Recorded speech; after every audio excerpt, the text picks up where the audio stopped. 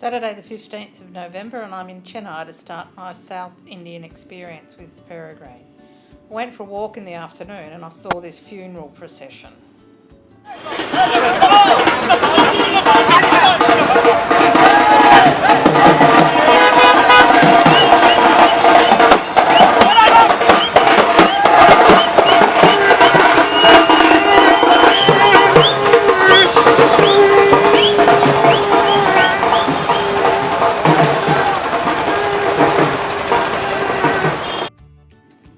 The group was quite different from the first group. There were 16 people. 11 had already done a trip to the north, and this was Sam, our tour guide, and we're on a bigger bus this time.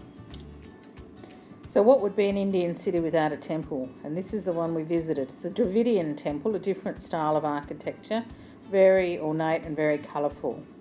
Thousands of figures on every temple.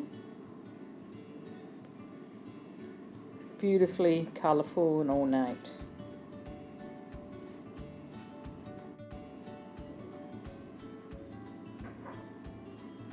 Some of the locals just biding their time, and little prayer candles, prayer lights. A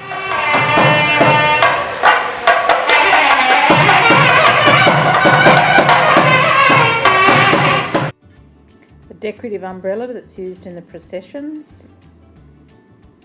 They had these mandalas on the ground. They were very beautiful and colourful. Several different types. And the bull statue also for the parades and the processions. Here's the front door, and it was a whopper. The doorstop was about 6 or 8 inches at the back, so it was a whopper too. I've seen more cats here in Chennai than I have anywhere else in India. Yes, medicals, free home delivery. That's a pharmacy. They still have the little ramps to make sure they can get their motorbikes up into the house. And they still sleep wherever they can, even in southern India.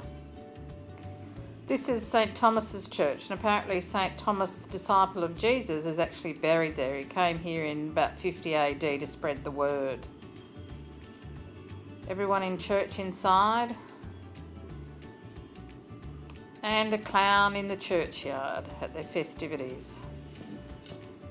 Group of the local girls. It was only about a 100-metre walk down to the beach from the church, but not a beach as we know it. The temple by the beach. And I saw these group of boys and men. Not quite sure what they're up to, but I'm sure it was mischief. Some of the housing along the beach.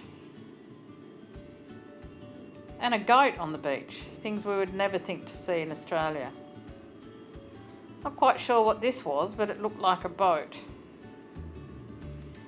Humpies for the homeless people to live in. This man's a water carrier. Those bright containers have got water in them. Still, they have beach cricket in India. Some fishermen sorting out their nets. It's the Bay of Bengal that Chennai is on, and there's lots of fishing goes on. Then we walked through the fish markets, and that was interesting. Lots of flies everywhere. That instrument is for scaling and cutting the fish. It was very sharp. Doesn't matter what size things are, they get caught, big, small, little, or whatever. Some little sharks there. Squid. And the fruit sellers are there as well.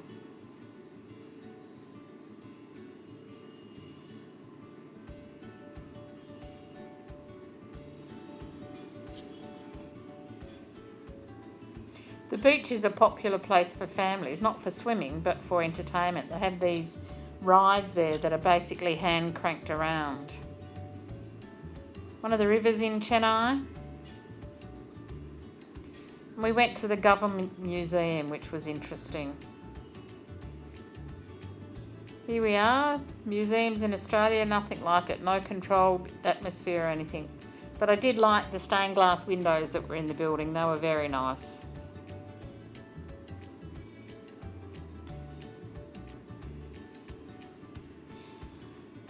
Very hot and humid in Chennai, so it was back to the hotel for a swim, and that was like a warm bath, not very refreshing.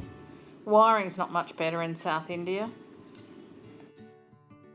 The next day we travelled to Mamallapuram, which is about 60 kilometres south of Chennai, a fishing village. And the hotel that we stayed at was quite unique. It was like a garden hotel. This was the reception area, all open air. We stayed in one of the rooms along here, along this veranda. The pool was good. And the ladies made sure it always kept clean. We went for a walk up to the village.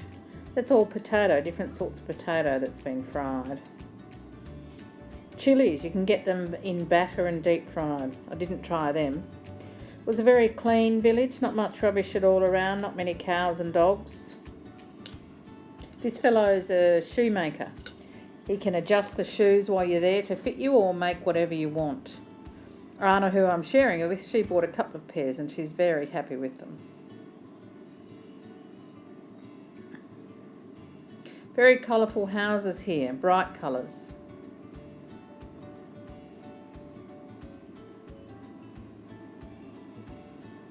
One thing I couldn't get over was all the cows on the beach in amongst the fishing boats. It was a very colourful scene. We had lunch at a beachside restaurant called Santana.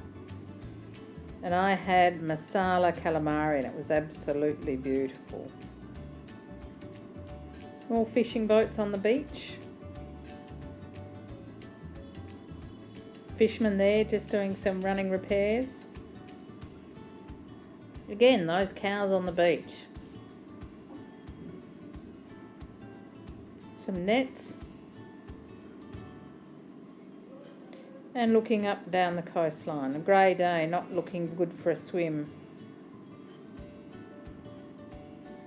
And I wouldn't want to go for a swim either because of this is what we found on the beach. Sea snakes and pufferfish.